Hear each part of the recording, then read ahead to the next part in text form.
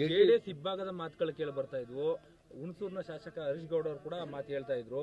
ಏನಾಗ್ತಾ ಇದೆ ಜೆಡಿಎಸ್ ಅಲ್ಲಿ ಅಂದ್ರೆ ಹುಣಸೂರು ಶಾಸಕ ಹರೀಶ್ ಗೌಡ ಏನ್ ಹೇಳೋರು ಅವರು ಕೂಡ ಜೆಡಿಎಸ್ ನ ಲೀಡರ್ಗಳನ್ನ ಕಾಂಗ್ರೆಸ್ ಅವರು ನಿರಂತರವಾಗಿ ಸಂಪರ್ಕ ಮಾಡ್ತಾ ಇದ್ದಾರೆ, ನಮ್ಮನ್ನೆಲ್ಲ ಸೆಳೆಯುವಂತ ಪ್ರಯತ್ನ ಮಾಡ್ತಾ ಇದ್ದಾರೆ ಅಂತ ಹೇಳಿ 10 ರಿಂದ 12 ಜನ ಹೋಗ್ತಾರೆ ಬೇರೆ ಪಕ್ಷಕ್ಕೆ ಅನ್ನೋದು ಮಾತು. ನನ್ನ ಹತ್ರ ಇಲ್ಲಿ ಶ್ರೀರಾಮನ ಸನ್ನಿಧಿಯಲ್ಲಿ ನಿಂತಿದ್ದೀನಿ ನಾನು. ಇದುವರೆಗೆ ನೀವು ಬಂದ್ಬಿಡು ಬಾ ಅಂತ ನನಗೆ ಕರೆದಿಲ್ಲ. ನಾನು ಬರ್ತೀನಿ ಅಂತೇಳಿ ನಾನು ಹೇಳಿಲ್ಲ. ಆದರೆ ಹರೀಶ್ ಗೌಡನಿಗೆ ಮಾತಾಡಿದ್ದಾರೆ ಅಂತ ಹೇಳಿದ್ರೆ ಯಾರು ಮಾತಾಡಿದ್ದಾರೆ ಅಂತ ಅವರೇ ಹೇಳಬೇಕು. ಯಾರು ಯಾವ ಸಂದರ್ಭದಲ್ಲಿ ಏನು ಮಾತಾಡಿದ್ದಾರೆ ಅಂತಕ್ಕಂಥ ಅವರೇ ಹೇಳಬೇಕು ಹೊರತು ನನಗೆ ಹೇಳಿಲ್ಲ. ಹರೀಶ್ ಗೌಡರು ಕೂಡ ಹೇಳಿಲ್ಲ. ಹೇಳಿದ್ದೀನಿ ನೇರವಾಗಿ. ಪುಟ್ಟರಾಜು ಅವರು ಸಾರಾಮಹೇಶ್ ಅವರು ಮನೆಗೆ ಬಂದಿದ್ದರು. ಹಿಂಗೆ ಬರ್ತಾರೆ ದಿಶಾ ಮೀಟಿಂಗ್ ಹೋಗ್ಬೇಕು ಅಂತ ಮಾಡಿದೆ. ಅಷ್ಟೊತ್ತು ಬೇರೆ ಏನೋ ಆಯಿತು, ಹೋಗೋಕ್ಕಾಗಲಿಲ್ಲ. ಆವಾಗ ಅವ್ರು ಬಂದಿದ್ದಾಗ ನೋಡಪ್ಪ, ನಾನು ಯಾವುದೇ ಪಕ್ಷದ ಕಾರ್ಯಕ್ರಮಗಳಲ್ಲಿ ನಾನು ಭಾಗವಹಿಸಲ್ಲ.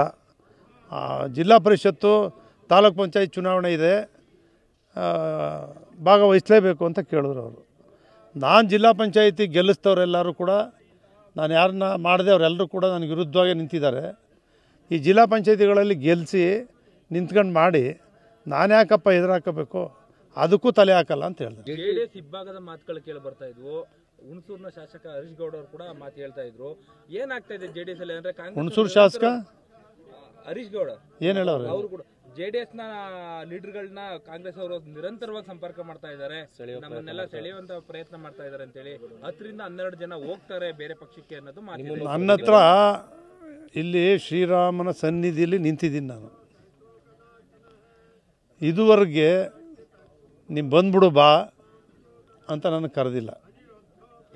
ನಾನು ಬರ್ತೀನಿ ಅಂತೇಳಿ ನಾನು ಹೇಳಿಲ್ಲ. ಆದರೆ ಹರೀಶ್ ಗೌಡನಿಗೆ ಮಾತಾಡಿದ್ದಾರೆ ಅಂತ ಹೇಳಿದ್ರೆ ಯಾರು ಮಾತಾಡಿದ್ದಾರೆ ಅಂತ ಅವರೇ ಹೇಳಬೇಕು. ಯಾರು ಯಾವ ಸಂದರ್ಭದಲ್ಲಿ ಏನು ಮಾತಾಡಿದ್ದಾರೆ ಅಂತಕ್ಕಂಥ ಅವರೇ ಹೇಳಬೇಕು ಹೊರತು ನನಗೆ ಹೇಳಿಲ್ಲ. ಹರೀಶ್ ಗೌಡರು ಕೂಡ ಹೇಳಿಲ್ಲ. ಹೇಳಿದ್ದೀನಿ ನೇರವಾಗಿ. ಪುಟ್ಟರಾಜು ಅವರು ಸಾರಾಮಹೇಶ್ ಅವರು ಮನೆಗೆ ಬಂದಿದ್ದರು. ಹಿಂಗೆ ಬರ್ತಾರೆ ದಿಶಾ ಮೀಟಿಂಗ್ ಹೋಗ್ಬೇಕು ಅಂತ ಮಾಡಿದೆ. ಅಷ್ಟೊತ್ತು ಬೇರೆ ಏನೋ ಆಯಿತು, ಹೋಗೋಕ್ಕಾಗಲಿಲ್ಲ. ಆವಾಗ ಅವ್ರು ಬಂದಿದ್ದಾಗ ನೋಡಪ್ಪ, ನಾನು ಯಾವುದೇ ಪಕ್ಷದ ಕಾರ್ಯಕ್ರಮಗಳಲ್ಲಿ ನಾನು ಭಾಗವಹಿಸಲ್ಲ.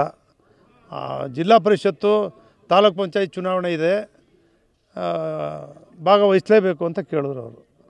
ನಾನು ಜಿಲ್ಲಾ ಪಂಚಾಯತಿ ಗೆಲ್ಲಿಸ್ತವ್ರೆಲ್ಲರೂ ಕೂಡ ನಾನು ಯಾರನ್ನ ಮಾಡಿದೆ ಅವರೆಲ್ಲರೂ ಕೂಡ ನನಗೆ ವಿರುದ್ಧವಾಗಿ ನಿಂತಿದ್ದಾರೆ.